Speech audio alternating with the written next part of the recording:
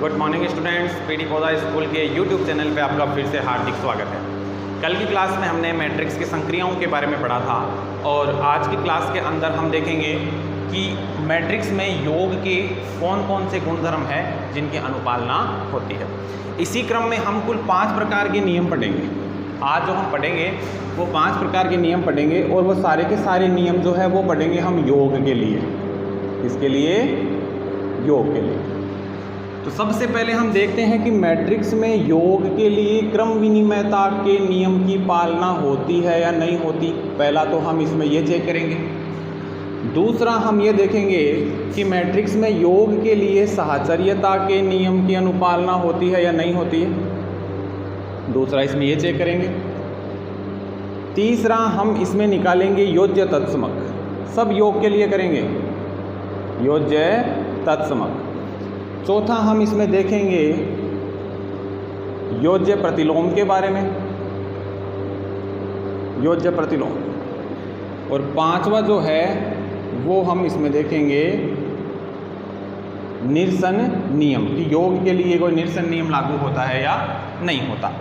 तो इनके लिए प्रॉपर्टी के जो नियम है वो हमने पहले जो संक्रियाएं पढ़ी थी उसके अकॉर्डिंग ही है, ज़्यादा इसमें चेंजेस नहीं है। बस आपको ये नियम जो है इसमें किस तरीके से व्यवहार होता है और किस तरीके से ये नियम लागू होते हैं उसको आपको ध्यान में रखना है। बस सिंपल इनकी परिभाषा को ध्यान में रखना है, उसके बाद में सब नॉर्मल नियम है।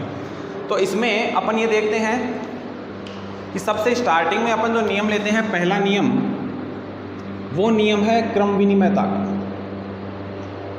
क्रम विनिमयता जिसको इंग्लिश में कहते हैं कम्यूटेटिविटी।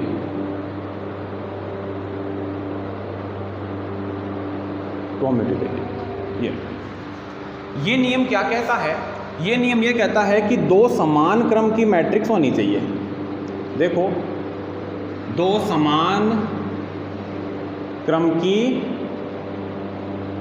मैट्रिक्स ए व बी।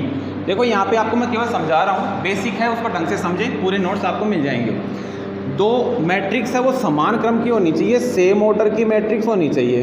अब सेम ऑर्डर की जो मैट्रिक्स है वो क्रम विनिमय नियम की अनुपालना करती है यदि उसके लिए ये नियम की अनुपालना हो, यानी a प्लस बी के लिए a प्लस बी और b प्लस a ये दोनों आपस में होने चाहिए बराबर।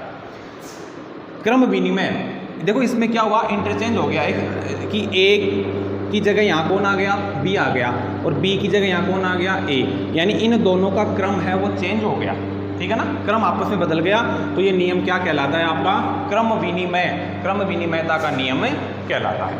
ठीक है, अब ये नियम लागू होता है या नहीं होता इसको हम एग्जाम्पल के रूप में समझेंगे। तो इसमें एक एग्जाम्पल लेता हूँ मैं आपके यहाँ पे, ध्यान देना। आपके पास कोई मैट्रिक्स ए है जिसमें अवयव है 1, 2, 3 और -4। ये 2 गुणा 2 के क्रम की मैट्रिक्स है। इसके साथ में एक दूसरी मैट्रिक्स बी है जिसमें अवयव है 3, -5, 4 और 2। ये भी 2 गुणा 2 के क्रम की है, सेम ऑर्डर की होनी चाहिए।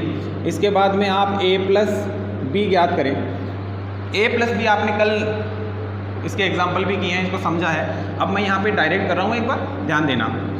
a प्लस बी जब हम ज्ञात करते हैं तो क्या होता है, मैट्रिक्स में मैट्रिक्स a के अवयवों में मैट्रिक्स b के संगत अवयवों को जोड़ा जाता है। तो 1 में हम 3 को जोड़ेंगे तो यहाँ क्या आएगा, 4 आएगा। और 2 में अपन -5 को जोड़ेंगे तो 2 - 5 कितने होंगे, -3 होंगे।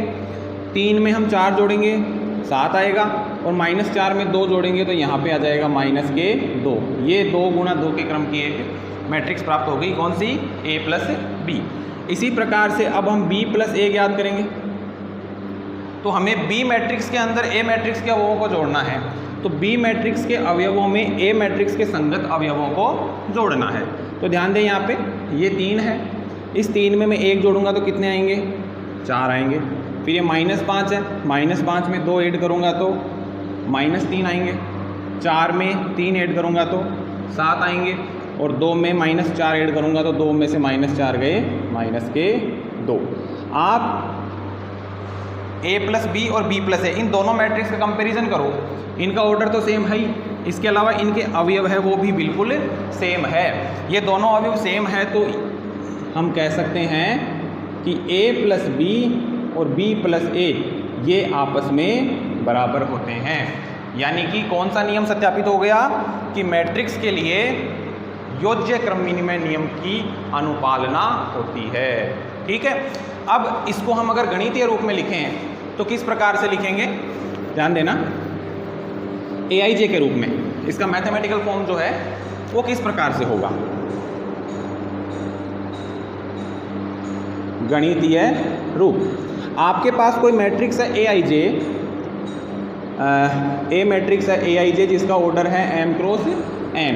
इसके अलावा आपके पास एक दूसरी मैट्रिक्स है BIJ जिसका ऑर्डर भी सेम होना चाहिए, तो इसका ऑर्डर भी क्या है m क्रॉस n। हम इन दोनों को ऐड करना है अपने को, a प्लस b।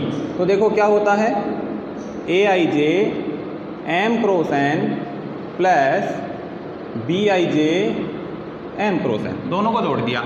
अब इनका ऑर्डर सेम है तो ये एक साथ लिखे जा सकते हैं, AIJ प्लस BIJ और ऑर्डर हो गया इनका m क्रॉस n। अब ये देखो, ये मैट्रिक्स जो है योग के रूप में है। अगर आपने अभी अभी ऊपर पढ़ा है, इसके अंदर देखो अगर मैं इनका क्रम चेंज कर दूं तो इन पर कोई प्रभाव नहीं पड़ता क्योंकि अंदर अवयव हैं। जैसे उसी तरीके से है जैसे आप कोई अवयवों को जोड़ते हैं कि 3 और 5 कितने होते हैं, 3 और 5 8 होते हैं। अगर मैं 5 को पहले लिख दूं और 3 को बाद में लिख दूं तो भी यहाँ मान कितना आएगा 8। इस मान के ऊपर कोई भी प्रभाव नहीं पड़ता, ये वैल्यू है ये सेम आती है। इसका मतलब ये होता है कोई भी नंबर है, कोई भी संख्या है वो क्रम विनिमय नियम की अनुपालना करती है। संख्याएं हमेशा क्रम विनिमय नियम की अनुपालना करती है और मैट्रिक्स के अंदर क्या आती है, संख्याएं ही आती है। ठीक है, अब मैं इसको अगर क्रम चेंज कर दूं तो भी इसके ऊपर कोई प्रभाव नहीं पड़ेगा। BIJ को मैंने पहले लिख दिया, AIJ को मैंने बाद में लिख दिया। अब इसको वापस मैं अलग अलग कर दूंगा तो ये क्या हो गया, BIJ, इसका ऑर्डर क्या हो गया m क्रॉस n, पूर्व की तरह। जैसे पहले दो अलग अलग थी उसको मैंने एक में लिखा, अब ये एक है इसको मैं वापस अलग कर रहा हूँ तो ये क्या हो जाएगा AIJ m क्रॉस n। अब आप देख सकते हैं कि यहाँ पे, अब यहाँ चेक करें, BIJ क्या हो गई B मैट्रिक्स और AIJ क्या हो गई A मैट्रिक्स। अब आप देख सकते हैं यहाँ पे A प्लस B है वो किसके बराबर हो गई, B प्लस A के। तो ये जो आपका रूप है ये आपका क्रम विनिमय नियम की मैथमेटिकल फॉर्म है, इसका गणितीय रूप है जिसको इस प्रकार से लिखा जाता है। ठीक है, तो इसको एक बार वापस घर पे अभ्यास कर लेना ताकि ये नियम आपके अच्छे से समझ में आ जाए और इसके एग्जाम्पल को भी घर पे सोल्व कर लेना। इसके बाद में चलते हैं नेक्स्ट नियम पे। इन नियमों को बड़ी ढंग से समझना ज़रूरी है, इसलिए जितनी ज़्यादा प्रैक्टिस होगी उतने ही ये नियम याद होंगे। बहुत आसान है। सेकंड नियम है इसका साहचर्यता, जिसको हम कहते हैं एसोसिएटिविटी।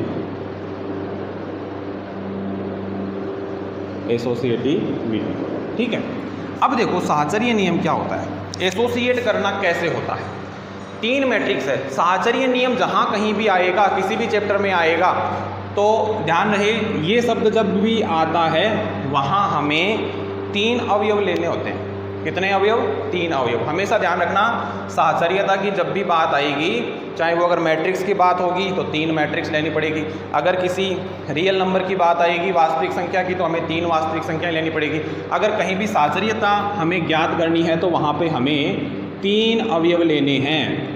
ठीक है, यहाँ मैट्रिक्स की बात हो रही है, मैट्रिक्स में साहचर्यता का नियम लगाना है तो उसके लिए हमें 3 मैट्रिक्स लेनी है। तो हम ये ले लेते हैं कि हमारे पास 3 समान क्रम की मैट्रिक्स है, माना समान क्रम की 3 मैट्रिक्स कौन कौन सी है, A, B और C। ये 3 मैट्रिक्स है जो समान क्रम की है।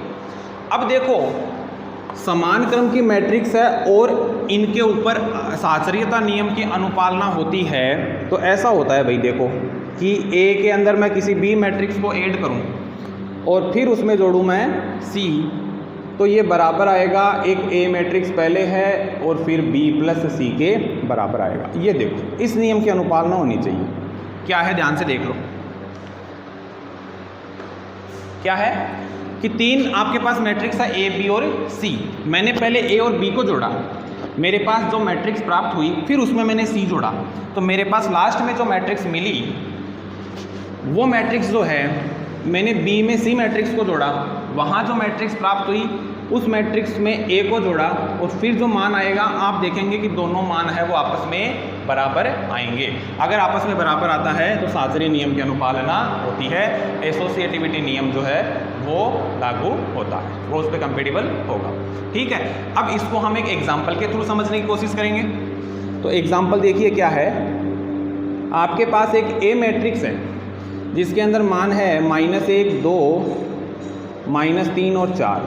ये 2 गुणा 2 के क्रम की मैट्रिक्स है। इसके अलावा आपके पास एक बी मैट्रिक्स और है 1, 3, 5, 7। ये भी 2 गुणा 2 के क्रम की मैट्रिक्स है। ध्यान रहे जो भी तीनों मैट्रिक्स लेनी है उनका ऑर्डर सेम होना चाहिए। सी मैट्रिक्स जो है वो है 2, 4, 6, 8। ये मैट्रिक्स है, ये भी 2 गुणा 2 के क्रम की है। तो पहले हम ये लेते हैं, तो ये हम लेंगे तो हमें सबसे पहले क्या ज्ञात करना पड़ेगा, a प्लस बी। तो ध्यान देना a प्लस बी हम ज्ञात कर रहे हैं, तो ये है -1, 2, -3, 4 प्लस 1, 3, 5, 7। अब चेक करो, यहाँ ऐड करना है तो डायरेक्ट कर रहा हूँ मैं, आपको आने लग गया ये कैसे योग किया जाता है। -1 है, इसके संगत 1 है, तो -1 + 1 कितना हो जाएगा, 0 हो जाएगा। 2 और 3 कितना हो जाएगा, 5 हो जाएगा। -3 और 5 कितने होंगे, 2 होंगे। 5 बड़ा है तो 5 में से 3 गए 2। 4 और 7 कितने हो जाएंगे, 11 हो गया। तो ये आ गया हमारे पास 2 गुणा 2। अब देखो, अब हम देखेंगे इसमें LHS। LHS में क्या है, अब LHS हमारा है a प्लस बी और प्लस के सी, यानी a प्लस बी में मुझे c को जोड़ना है। और a प्लस बी का मान क्या आया आपके पास, 0, 5, 2 और 11। इसमें हमें ऐड करना है c को। c की वैल्यू क्या है, c कौन सी मैट्रिक्स है, 2, 6, 4, 8। ये लो भाई। अब देखो इन दोनों मैट्रिक्स को जोड़ना है। 0 में 2 को जोड़ो, 2 आता है। 5 में 4 को जोड़ो, 9 आता है। 2 में 6 को जोड़ो, 8 आता है। और 11 में 8 को जोड़ो, 19 आता है। ये आपके पास प्राप्त हो गई 2 गुणा 2 के क्रम की मैट्रिक्स, जिसको हमने दे दी इक्वेशन नंबर फर्स्ट। और ये किसका मान है, a प्लस बी प्लस सी का मान है, LHS है। ठीक है, अब हम ज्ञात करेंगे इसका RHS की तरफ जो मान है। तो यहाँ देखिए RHS के अंदर क्या है, RHS जब हम ज्ञात करेंगे तो सबसे पहले हम लिखेंगे b प्लस सी। देखो अपने को ये लेना था a प्लस बी प्लस सी बराबर a प्लस बी प्लस सी, ये है। अब इसमें देखो ये हम प्रूव करेंगे तो सबसे पहले क्या निकालेंगे, b प्लस सी। चेक करें, b प्लस सी। b मैट्रिक्स क्या है, b मैट्रिक्स है 1, 5, 3, 7। इसमें मुझे जोड़ना है सी मैट्रिक्स को। सी मैट्रिक्स के अंदर अवयव क्या है, 2, 4, 6 और 8। इसको जोड़ो भाई, क्या आता है, 1 और 2 कितने होते हैं, 3, 3 और 4 कितने होते हैं, 7, 5 और 6 11, 7 और 8 15। ये लो भाई, ये आ गई आपके पास b प्लस सी। अब आपको निकालना है RHS। RHS क्या कहता है, a में जोड़ना है b प्लस सी को। तो अब a मैट्रिक्स क्या है वो देखो, a मैट्रिक्स क्या है, -1, 2, -3 और 4। इसमें आपको जोड़ना है b प्लस सी को। b प्लस सी आ गया, 3, 7, 11 और 15। ये देखो, ये जोड़ो, -1 में 3 जोड़ो, कितने आते हैं, -1 में 3 जोड़ेंगे तो आएंगे 2। 2 में 7 जोड़ो, कितने आते हैं, 9। -3 और 11 कितने होते हैं, तो 11 में से -3 हुए तो आपके पास आते हैं 8। 15 और 4 कितने हो गए, 19। ये हो गई 2 गुणा 2 के क्रम की मैट्रिक्स। ये आ गई इक्वेशन नंबर सेकंड। चेक कीजिए, इक्वेशन नंबर सेकंड है वो RHS है, इक्वेशन नंबर फर्स्ट है वो LHS है। क्या ये दोनों मैट्रिक्स सेम है क्या, देखो आप, 2, 9, 8, 19, 2, 9, 8, 19, दोनों के ऑर्डर सेम है।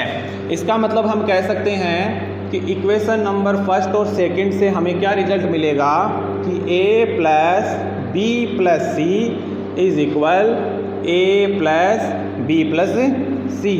इसका मतलब ये हुआ कि समान क्रम की तीन मैट्रिक्स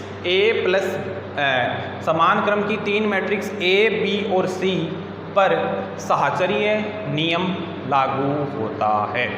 ठीक है, तो ये नियम इस प्रकार से काम करता है और इस तरीके से हमें हल करना है। अगर कोई प्रश्न इस पर रिलेट आता है तो हमें इसी प्रकार से उस प्रश्न को हल करना है और फिर लास्ट में चेक करना है कि क्या दोनों बराबर आते हैं या नहीं आते।